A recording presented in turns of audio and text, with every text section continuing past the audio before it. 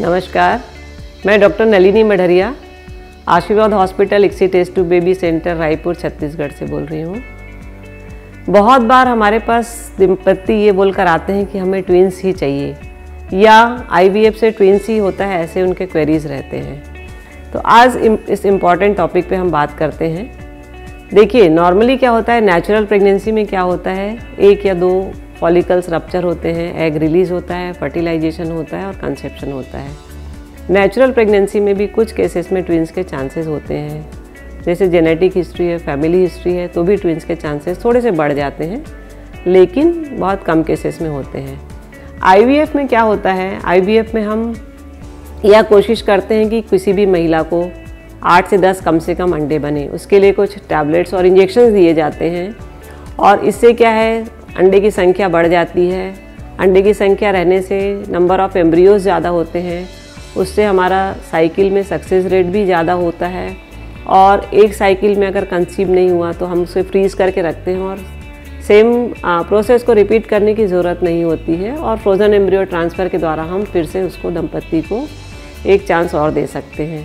तो हमारी कोशिश रहती है कि नंबर ऑफ़ एग्स हमको ज़्यादा मिले, 8, 10, 12 जितने मिल जाएं अच्छे हैं। और इसमें क्या होता है, जब हम एम्ब्रियो ट्रांसफ़र करते हैं तो इसमें 2 प्रकार से होता है एम्ब्रियो ट्रांसफ़र। एक डे 2 या डे 3 में होता है और एक डे 5 का जो ब्लास्टोसिस्ट होता है, परिपक्व भ्रूण रहता है, उसको हम ट्रांसफ़र करते हैं, जिससे कि इम्प्लांटेशन रेट जो होता है वो 60-70% तक होता है ब्लास्टोसिस्ट में। तो जब हम ब्लास्टोसिस्ट ट्रांसफ़र करते हैं तो यूजुअली हम 2 ब्लास्टोसिस्ट ट्रांसफ़र करते हैं। कई बार दंपत्ति चाहते हैं कि नहीं, उनको एक ही प्रेगनेंसी चाहिए, तो उस समय हम पेशेंट का कंसेंट लेते हैं या उनसे डिस्कस करते हैं कि आपको 1 ट्रांसफ़र करें या 2 ट्रांसफ़र करें।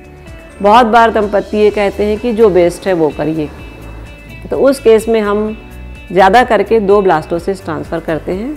ज़रूरी नहीं है कि 1 ब्लास्टोसिस्ट ट्रांसफ़र करने से वो इम्प्लांट हो ही जाए। कई बार क्या रहता है, 1 इम्प्लांट हो जाता है और 1 नहीं हो पाता है, तो उससे सिंगल प्रेगनेंसी आती है। लेकिन बहुत बार देखा गया है कि दोनों ब्लास्टोसिस्ट अगर क्वालिटी बहुत अच्छी है तो इम्प्लांट हो जाते हैं और ट्विंस के चांसेस हो जाते हैं।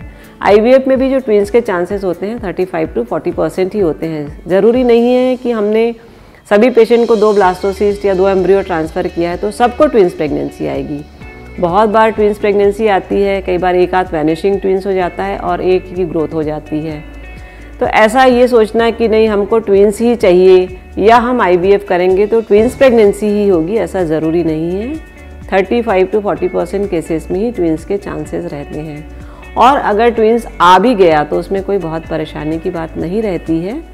उसमें हम जैसे ही 13-14 वीक्स होता है, एक एनसर्कलाज होता है, ऑस्टाइटनिंग जिसको कहते हैं, वो कर देते हैं, तो उससे जो है गर्भ वो है सुरक्षित रूप से ग्रोथ करने लगती है और प्री टर्म के चांसेस कम हो जाते हैं। लेकिन हाँ, ट्विंस प्रेगनेंसी में प्री टर्म की पॉसिबिलिटीज़ थोड़ी ज़्यादा रहती है, प्री मैच्योर बच्चे होने के चांसेस थोड़े ज़्यादा रहते हैं।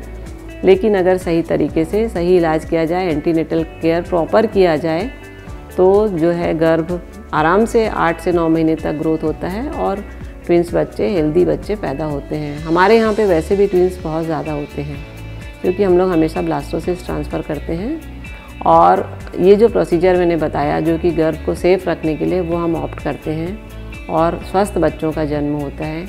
तो कहने का मतलब है कि आईवीएफ में ज़रूरी नहीं है कि हर बार ट्विंस हों, वो आपके एम्ब्रियो की क्वालिटी, आपका एंडोमेट्रियम यूट्रस कैसा है, उसके इम्प्लांटेशन पर भी निर्भर रहता है। लेकिन हाँ, ये ज़रूर है कि आईवीएफ में ट्विंस की संभावना ज़्यादा रहती है।